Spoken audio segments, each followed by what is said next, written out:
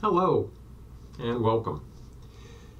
For this installment of speculation, spoilers, and suggestions, we'll be looking briefly at the next production in the DC Cinematic Universe, SHAZAM.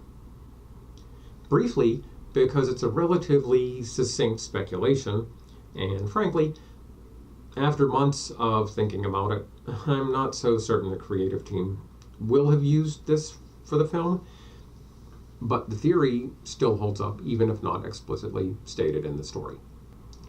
So, jumping right in, SHAZAM, as anyone familiar with comics, and or has not somehow managed to avoid seeing the trailers for the film, will be aware, tells the story of young Billy Batson, who is chosen by an ancient wizard, not coincidentally also named Shazam, to accept the wizard's powers and to use them to become a hero.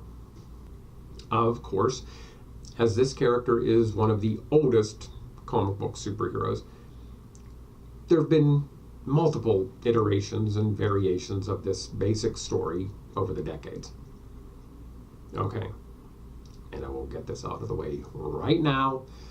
Yes, he was originally called Captain Marvel. Not going to get into that right now with the Marvel Cinematic Universe version due out.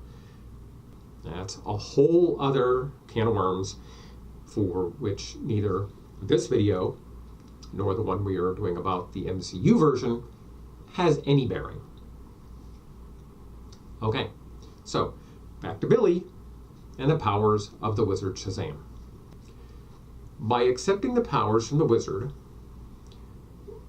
which involves merely saying his name, hence the current title and name of the heroic character, Billy not only becomes super powered, but also physically an adult. Of course, not just a normal adult. He's also automatically clad in a quite colorful costume, which is very form-fitting, possibly due to the fact that his form is now also quite prodigiously muscular. In the case of this live-action depiction, almost comically so. Nearly to the point of it seeming more cartoon than live-action. When I first viewed this costume, I will admit I was taken aback. Nothing against Zachary Levi. I've liked him since he was in the sitcom Less Than Perfect, although did not recognize him from that role when I really came to appreciate him as the lead in the series Chuck, which is a subject I'll get into in a later video. Back on track to Shazam. The character is apparently going to eventually be introduced into the mainstream DC Extended Universe. And while with the shift in tone of Justice League slightly, and the release of the first Wonder Woman and Aquaman films, they are getting away, finally, thankfully, from the grim and gritty tone set as far back as Man of Steel. Another subject I will get to in a later video, that a Superman story has no business being grim and gritty. I'll leave that there for now, since we are talking about Shazam.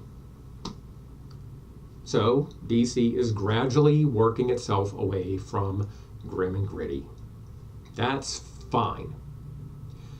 However, this character, as shown, is so far away in the opposite direction of that, with so little time passed since, well, any of the previous DCEU films, that it's more than a little tough to envision him appearing alongside Wonder Woman, Aquaman, Superman, and especially not any version of Batman we've seen.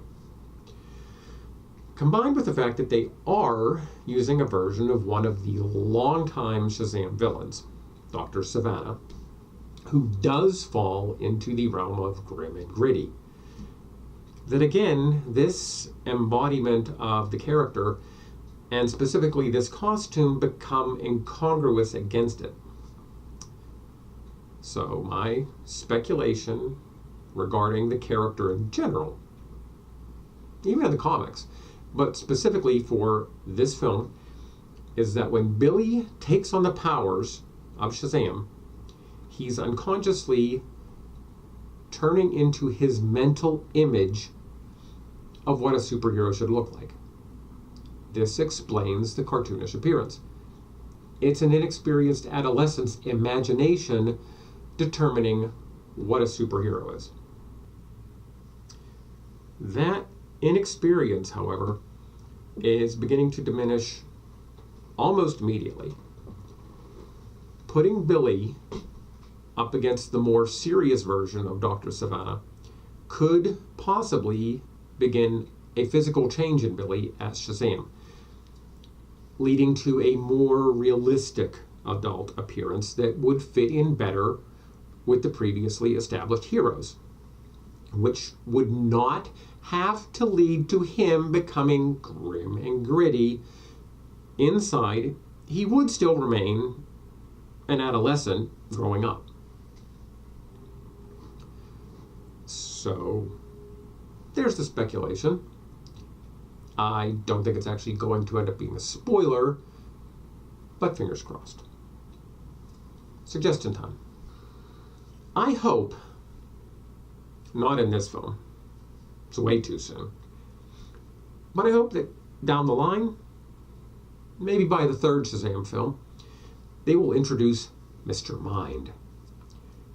In the original Shazam / Captain Marvel, yes, I said it again, continuity, Mr. Mind was a hyper-intelligent worm with psychic powers, and apparently glasses, who spoke through a talk box looking like a small radio worn around his neck.